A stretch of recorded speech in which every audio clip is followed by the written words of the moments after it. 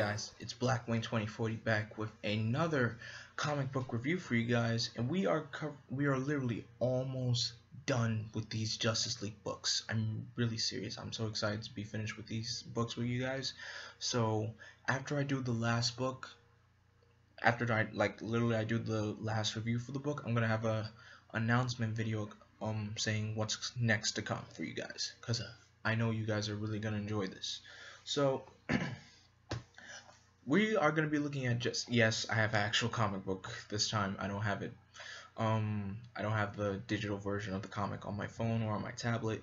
We actually have a comic book. So this story is Justice League of Amerika Omega. Now there's a simple explanation for the cover. I'll get to that. So this storyline actually feels a lot better, if I should say, than the past few Justice League JLA storylines that we have gotten. So let's start off from the beginning, shall we? The beginning starts off very slow pace. It doesn't go deep into what the storyline is. It starts off with not the newest member. Well, I guess yes, the newest member, Jade. She goes to Alcatraz Island with Donna Troy to see what, because the Shadow Thief has been having mind trouble. So while they were in there, one of the prisoners wanted to speak with her, and turns out the prisoner was actually an old Teen Titan enemy called the Boogeyman. This is him. He pretty much is one creepy looking dude. So of course Donna didn't really have time for him anyway, so they left the prison, and then they decided to visit Titan's Tower. But turns out the Titans attack them. But here's the thing though. These Titans, it's actually an illusion created by Boogeyman. But Jade didn't know that, because she was easily getting beaten up, and then she started seeing shadows, or I would say shadowy figures, of her friends and families and other allies, saying, just pretty much denying her. And then Donna Troy soon realized that it was a trick by the Boogeyman, and so Donna was easily able to break out of the trance, because a little history on the Boogeyman. The Boogeyman loved to get into the minds of women. I don't really like how DC creates characters that just are like these male villains, just have a thing for the female heroes. I really don't get that. But anyway, so Donna was able to break free, and then she helped Jade break free out of the trance, and so they left the prison.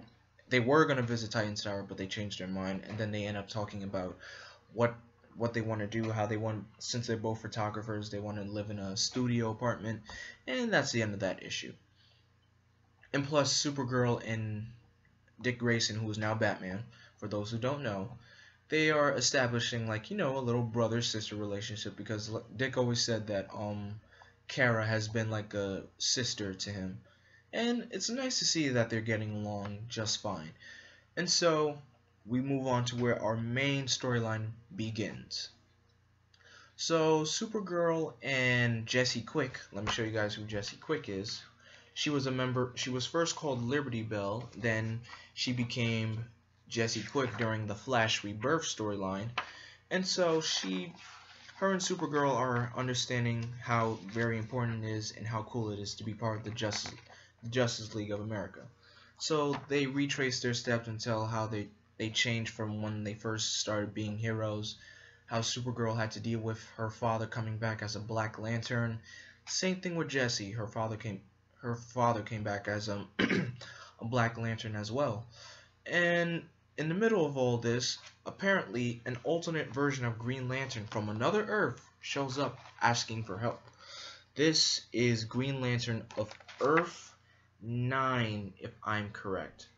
So Supergirl calls in the rest of the League members and tells them about the situation, and this Green Lantern from the alternate Earth said that her Earth was destroyed by the Crime Syndicate. Now, most of you know who the Crime Syndicate is. They're pretty much an alternate version of the Justice League, except they're evil. They're from a different Earth where all the heroes are bad and all the villains are good, pretty much. I like that. It's a very interesting twist. It's a good twist. So the Crime Syndicate actually show up on the main Earth where the Green Lantern, the alternate Green Lantern is. Turns out they followed her, and it turns out into an all-out brawl between the Justice League and the Crime Syndicate. As a matter of fact, let me show you an image of who they are right here. I know you can't see my face, but this is pretty much the Crime Syndicate is really, they're a really serious threat, and they are no joke. You have Ultraman, who is alternate version of Superman. You have Superwoman, alternate version of Wonder Woman, and her name is actually Lois Lane, which is crazy. You have Owlman, who is the alternate version of Batman. Johnny Quick, alternate version of the Flash, and Power Ring, who is the alternate version of Green Lantern, which is, I guess you could say, it seems pretty obvious for you guys. So the JLA and the Crime Syndicate duke it out in the Watchtower, but suddenly you have another mystery that's brewing up. It turns out Owlman has been communicating with Dr. Impossible, and which I know you guys remember from the past few reviews that I made.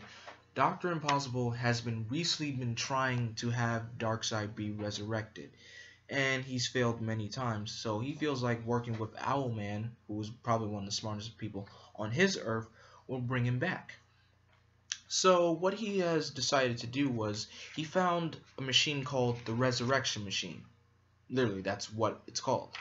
This is what the machine looks like right here. So he has one of his cohorts named Hunter, along with Owlman and the corpse of Alexander Luthor Jr. of Earth 3, and from there he could use that to resurrect Darkseid, and a little snippet of another Justice League member named Blue Jay. I will show you his picture soon. So before the machine activates, or when it turns on, Hunter removes the corpse of Alexander Luthor, and the machine turns on, and it turns Hunter into a being called the Omega Man. And just by looking at this guy, he is a serious threat. And so as soon as the Omega Man appeared, he obliterated the other some of Dr. Impossible's allies. Like literally, like just no joke. He was like, Darkseid, not even close. Boom, they're done.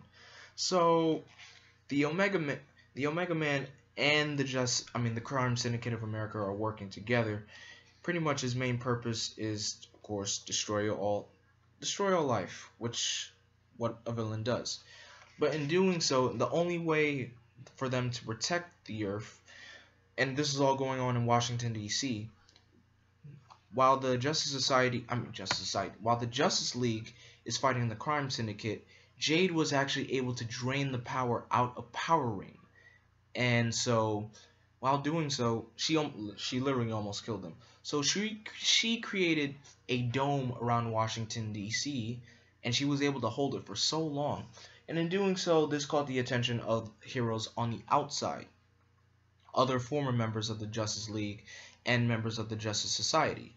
So while these main League members are fighting, inside you have other heroes on the outside that are trying to break the dome.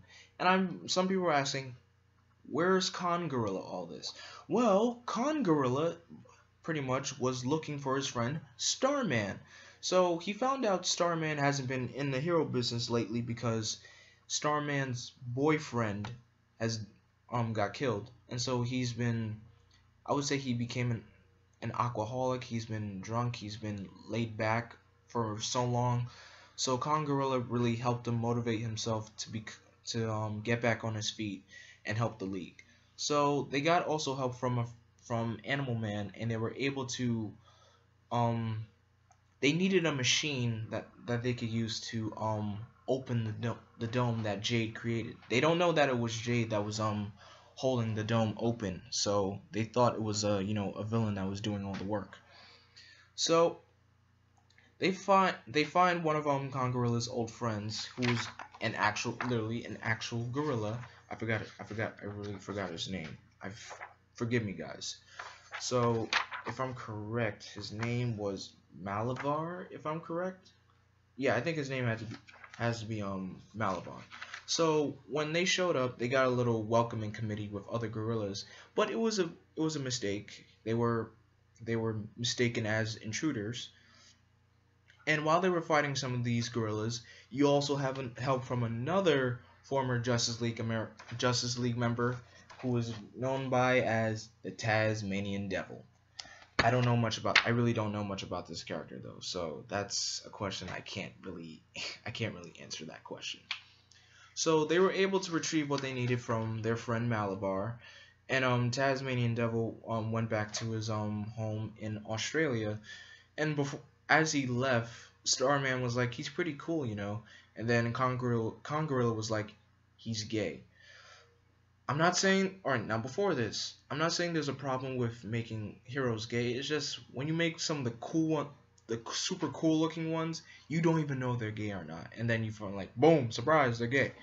But I really don't have a problem with gay superheroes. It's just not me. I don't feel like it needs to be in there, but hey, they've been doing it pretty well so far, representing gay rights and everything.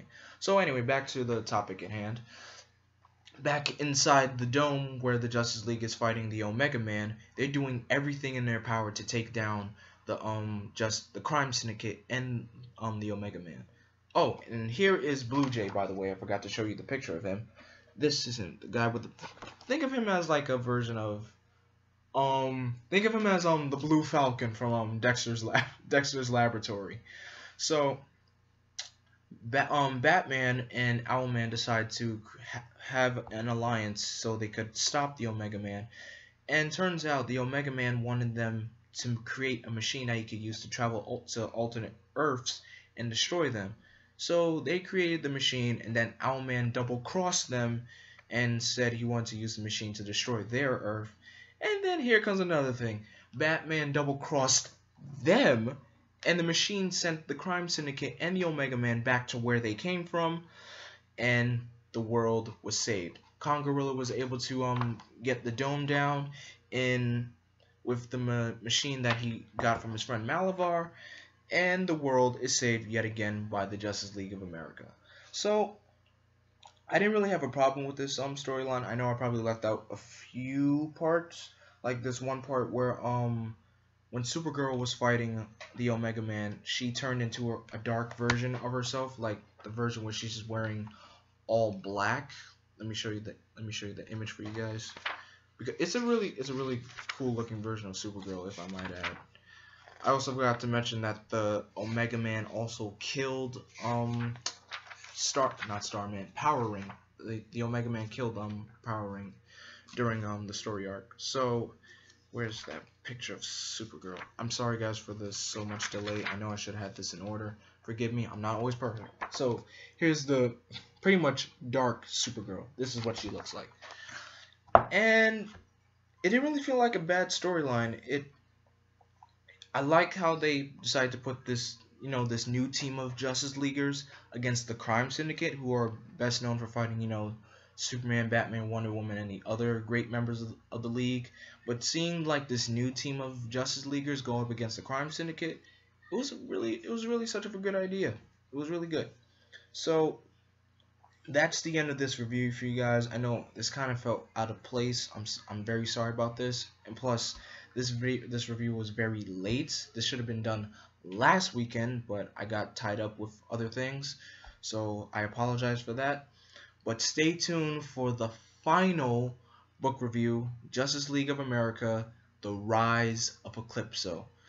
And it's going to be very interesting, by the way. So I hope you guys are looking forward to that and what's to come later on this channel, because I'm super pumped to tell you guys what's going to be coming up soon. But until then, I am Vengeance, I am Darkness, I am Blackwing. Stay golden.